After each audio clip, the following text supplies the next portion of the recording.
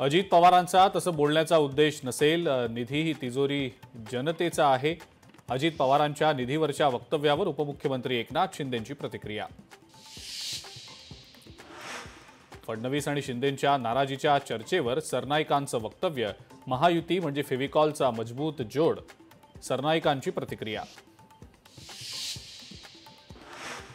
मुख्यमंत्री फडणवीसांकडनं हिंगणघाटच्या उमेदवाराची स्तुती.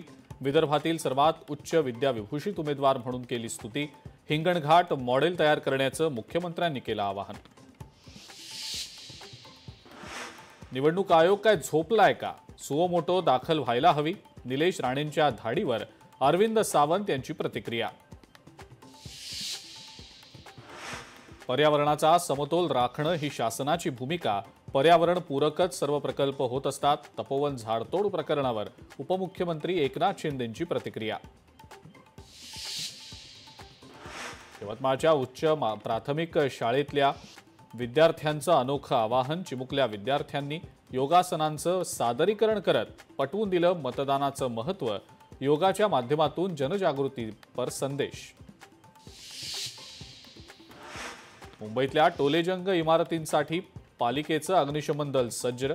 7 विकेंद्रीकरणांची प्रक्रिया प्रस्तावित. सध्या मुंबई शहरात 6 विकेंद्रीकरण करण्यात आले. मुंबई पुणे एक्सप्रेसवेवरील खंडाळा बोरघाटात चालत्या कारनं अचानक घेतला पेट. सुदैवानं जीवितहानी नाही. अग्निशमन दलानं आग आटोक्यात आणली. वाहतूक पूर्वपदावर. दिव्यातल्या मुंब्रादेवी कॉलनी परिसरात चोरीची घटना. मंदिराच्या दानपेटीतील पैशांची चोरी. चोरीचा सगळा प्रकार सीसीटीव्हीमध्ये चित्रित. एअरबस A320 विमानांमध्ये सौर किरणोत्सर्गाचा धोका. इंजिन नियंत्रणात बिघाड होण्याची शक्यता. सॉफ्टवेअर अपडेटपर्यंत 250 विमानांचं उड्डाण बंद.